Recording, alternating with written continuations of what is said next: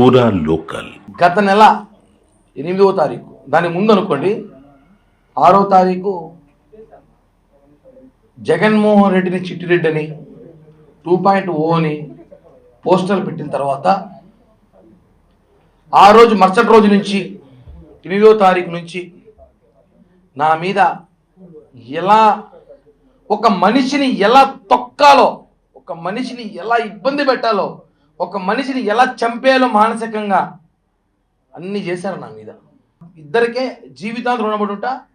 వాళ్ళకి నేను చచ్చే వరకు కూడా రుణం తీర్చుకోలేనంత రుణం చేయలేనేమో. వాళ్ళిద్దరిలో ఒకరు వచ్చి మా అధినేత పవన్ కళ్యాణ్ గారు, తప్పు చేయలేదు వాడు, పక్కన పెట్టండి, విచారణ వివరణ కోరిన తర్వాత తీసుకుందామని చెప్పి పవన్ కళ్యాణ్ గారు ఆ రోజు, అంటే వాస్తవాలు తెలియాలి, ఒక ఆరోపణ వచ్చినప్పుడు ఆ ఆరోపణలు వాస్తవాలుగా తెలుసుకోవాలని చెప్పి పవన్ కళ్యాణ్ గారు నన్ను నమ్మారు.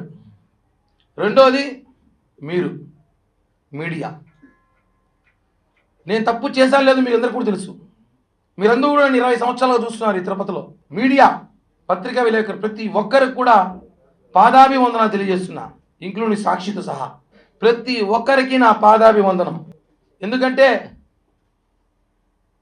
నన్ను నాతో పాటు నమ్మలేదు కానీ మీరు నమ్మారు నన్ను. కిరణ్ తప్పు చేసినా లేదా మళ్ళీ మాట్లాడదాం. కిరణ్ తప్పు ఆరోపణలు మాత్రం వచ్చాయి, అవి వాస్తవాలా కాదా మళ్ళీ మాట్లాడదాం. అతను వాయిస్ వినిపించాలి, అతను ఏం చెప్తున్నాడు వినాలి, ఒక సైడే మాట్లాడకూడదు. ఎప్పుడు కూడా రెండు పక్కలు వినాలని చెప్పి తిరుపతి మీడియా చూపించిందండి. హ్యాట్స్ ఆఫ్, నిజంగా చెప్తున్నాను. మీరు కానీ లేకపోయి ఉంటే నిజంగా కిరణ్ రాయల్ అనే వ్యక్తి ఈరోజు ఫోటోలు పూలమాలేసి కూర్చునేవాడు. మనము వాస్తవం చెప్తున్నాం. అంత ఇబ్బంది పెట్టారు నన్ను మానసికంగా, నా కుటుంబాన్ని, నా చిన్న పాపని, కులాన్ని. 20 సంవత్సరాల తిరుపతి రాజకీయాల్లో కిరణ్ రాయల్ అనేవాడు మాత్రం బలిజోడు. మొన్న వచ్చేసరికి సమస్య వచ్చేసరికి కిరణ్ రాయల్ బలిజోడు కాదని చెప్పి వైసీపీ నేతలు మాట్లాడటం. ఒక సామాన్యుడు రాజకీయాలు తిరుపతిలో చేయకూడదా? అబ్బా కొడుకులు, మామ అల్లుళ్ళు, బాబా బామర్దులు, అత్త అల్లుళ్ళు రాజకీయాలు చేయాలి. ఒక సామాన్యుడు ఒక రోడ్డు పైన వ్యాపారం చేసుకున్నాడు కావచ్చు, ఏదో వ్యాపారం చేసుకున్నాడు కావచ్చు, చిన్నపాటి ఉద్యోగస్తుడు కావచ్చు, వాడు రాజకీయాలు చేయకూడదని చెప్పి చరిత్రాంగ రాజ్యాంగం చెప్పండి రా బాబు, రాజకీయాలు ఆపేసి వ్యాపారాలు చేసుకుంటాం. రాజకీయాలు చేయని ఖచ్చితంగా వస్తే మానసికంగా మనిషిని తొక్కుతారా?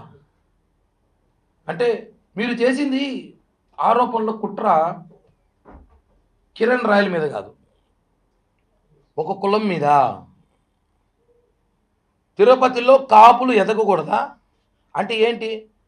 గత ఎన్నికల్లో 63,000తో మేము గెలిపించినామని చెప్పి తిరుపతిలో కాపులు ఎవరైతే లీడింగ్లో ఉన్నారో, పవర్ఫుల్గా ఉన్నారో, ఎవరైతే జనంలో ఉంటారో వాళ్ళని ఒక్కొక్కటిగా తొక్కాలని చెప్పి మీరు చూస్తారండి, రకరకాలుగా ప్రయత్నాలు చేస్తున్నారు.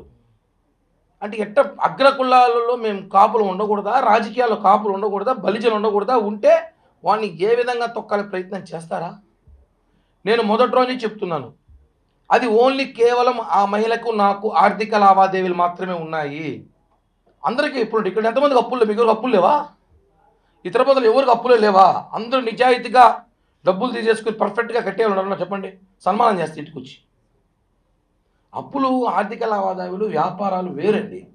దాంట్లో ఉన్న లావాదేవీలు, గొడవలు జరుగుతాయి, డబ్బులు తీసుకున్నప్పుడు జరుగుతారు. తీసుకున్నప్పుడు ఒకరోజు సమయానికి ఇవ్వలేకపోతాం, ఒక నెల ఇవ్వలేకపోతాం, ఒక సంవత్సరం ఇవ్వలేకపోతాం. అది ఆర్థిక లావాదేవీలు తీసుకొచ్చి ఆ మహిళని పాపం రాజకీయ నాయకులు వాడుకోవడం కరెక్ట్ కాదని మొదలై చెప్పాను నేను.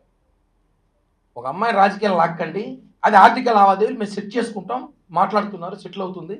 అంతేగాని ఆమెను తీసుకొచ్చి నువ్వు ఇలా చెబితే మేము డబ్బులు నీకు ఇస్తాం, నువ్వు ఇలా కిరణ్ రాయల్ పైన మాట్లాడితే నీ ఆర్థిక ఇబ్బందులు తొలగిస్తాం, కిరణ్ రాయల్ మానసికంగా ఏడిపిస్తే నీకు సెటిల్ చేస్తాం, నీ కొడుకు సెటిల్ చేస్తాం అని చెప్పి రాజకీయ ట్రాప్లో ఆమెను ఇరికించాను. గతంలో చెప్పా, ఇప్పుడు చెప్పా, ఇక చెప్పను కూడా, ఎందుకంటే ఆ ఇష్యూ క్లోజ్ అయిపోయింది కాబట్టి.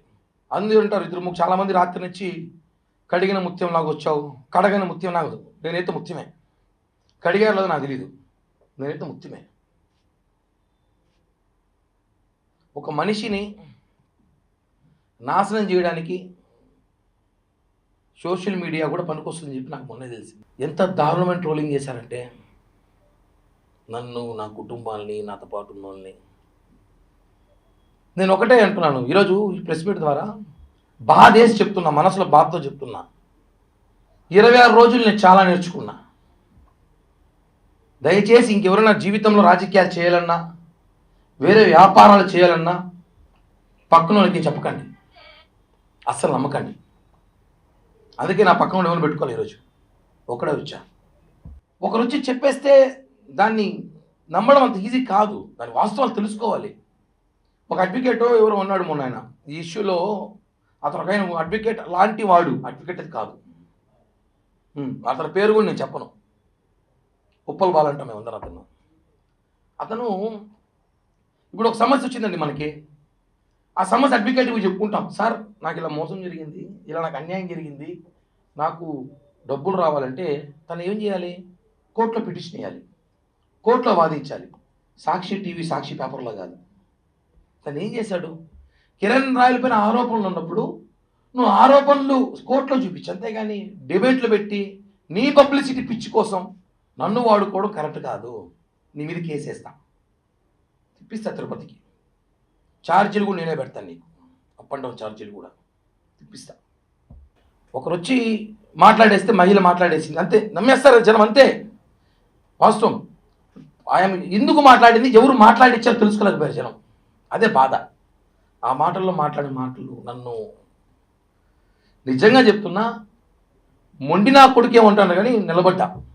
ఇంకోడైతే నా ప్లేస్ చచ్చిపోయింటాడు, కుటుంబం మొత్తం ఆత్మహత్య చచ్చిపోయింటుంది ఈరోజు. నేను చాలా గట్టిగా నిలబడ్డా, మీకు తెలీదు, కేవలం ఈ రోజు కోసమే. నా క్లీన్ చిట్తో నేను బయటికి రావాలని చెప్పి నిలబడ్డా. సమయం పట్టింది, ఎక్కువ రోజులు పట్టలేదు. తప్పులు ప్రపంచంలో కిరణ్ రాయలు తప్ప ఇంకెవడో తప్పు చేసేవాడు లేడయ్యా. నా గురించే దేశం అంతా మాట్లాడుకుంది. కరెక్ట్ కాదండి, వాస్తవాలు తెలుసుకోండి, ఏం జరుగుతా ఉందో ఏంటో. ఆవేశంలో ఆవిడ కూడా నా మీద చాలా మాట్లాడింది, నేను కూడా చాలా మాట్లాడా. అవన్నీ ఒక స్టాండర్డ్ కూర్చొని పోతా ఉంటాయి, కోపంలో రకరకాల మాట్లాడుతుంటారు, అన్ని కామన్. అవి ఆర్థిక లావాదేవీలు గతం నుంచి ఎన్నోదో చెప్పా, దాని మీద రాజకీయం చేయొద్దనేసి. బాధాకరం వేస్తుందన్న,